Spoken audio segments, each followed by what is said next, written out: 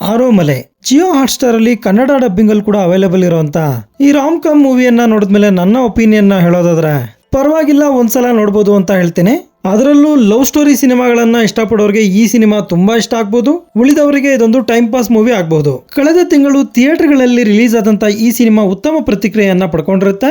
ಇದರ ಪ್ಲಾಟ್ ವಿಷಯಕ್ಕೆ ಬರೋದಾದ್ರೆ, ಚಿಕ್ಕ ವಯಸ್ಸಿಂದ ಲವ್ ಸ್ಟೋರಿ ಸಿನಿಮಾಗಳನ್ನ ನೋಡಿ ಇನ್ಸ್ಪೈರ್ ಆದಂತ ಅಜಿತ್ ಶಾಲಾ ಕಾಲೇಜುಗಳಲ್ಲಿ 2-3 ಹುಡುಗಿಯರನ್ನ ಲವ್ ಮಾಡ್ತಾನೆ. ಆದ್ರೆ ಆ ಹುಡುಗಿಯರೆಲ್ಲ ಇವನನ್ನ ರಿಜೆಕ್ಟ್ ಮಾಡ್ತಿರ್ತಾರೆ. ಕಡೆಗೆ ಓದು ಮುಗಿಸಿ ಒಂದು ಮ್ಯಾಟ್ರಿಮೋನಿ ಕಂಪನಿಯಲ್ಲಿ ಕೆಲಸಕ್ಕೆ ಸೇರ್ಕೊಳ್ತಾನೆ. ಅಲ್ಲಿ ಇವನ ರಿಪೋರ್ಟಿಂಗ್ ಮ್ಯಾನೇಜರ್ ಅಂಜಲಿ ಮೇಲೆ ಲವ್ ಆಗುತ್ತೆ. ಪ್ರೀತಿಯ ಬಗ್ಗೆ ಒಳ್ಳೆ ಒಪಿನಿಯನ್ ಇಲ್ಲದ ಅಂಜಲಿ ಇವನ ಪ್ರೀತಿಯನ್ನು ಒಪ್ಕೊಳ್ತಾಳ ಇಲ್ವಾ ಅನ್ನೋದೇ remaining part of the movie. ಸಿನಿಮಾದಲ್ಲಿ ಪ್ರೀತಿಯ ಜೊತೆಗೆ ಕಾಮಿಡಿ ಹಾಗೂ ಎಮೋಷನ್ ಕೂಡ ಇದೆ. ಫಸ್ಟ್ ಹಾಫ್ ನ ಕೆಲ ದೃಶ್ಯಗಳು ನಮ್ಮ ಲವ್ ಮಾಕ್ಟೇಲ್ ಸಿನಿಮಾನ ನೆನಪು ಮಾಡುತ್ತೆ.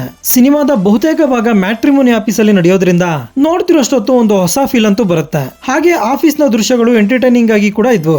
ಮೇನ್ ಲೀಡ್ ಅಲ್ಲಿ ಆಕ್ಟ್ ಮಾಡಿದ ಕಿಶೋರ್ ದಾಸ್ ಅವರಿಗೆ ಈ ಸಿನಿಮಾದಲ್ಲಿ 3 ಶೇಡ್ಸ್ ಇದ್ದು, ಆ 3 ಶೇಡ್ಸ್ ಗೂ ಪರ್ಫೆಕ್ಟ್ ಆಗಿ ಸೂಟ್ ಆಗಿದ್ದಾರೆ. ಇವರು ಈ ಸಿನಿಮಾದ one of the screen writer ಕೂಡ ಅಂತೆ. ತೆಲುಗು ಆಕ್ಟರ್ ರಾಜಶೇಖರ್ ಅವರ ಮಗಳು ಶಿವಾತ್ಮಿಕಾ ರಾಜಶೇಖರ್ ಅವರು ಈ ಸಿನಿಮಾದಲ್ಲಿ ಹೀರೋಯಿನ್ ಪಾತ್ರದಲ್ಲಿ ನಟಿಸಿರ್ತಾರೆ. ಹೀರೋ ಫ್ರೆಂಡ್ ಪಾತ್ರದಲ್ಲಿ ನಟಿಸಿದಂತ ನಟ ನಮ್ಮನ್ನ ಅಲ್ಲಲ್ಲಿ ನಗಿಸ್ತಾರೆ. ಹಾಗೆ ವಿಟಿವಿ ಗಣೇಶ್ ಅವರು ಕೂಡ ಬಂದಾಗ್ಲೆಲ್ಲ ನಮ್ಮನ್ನ ನಗಿಸ್ತಾರೆ.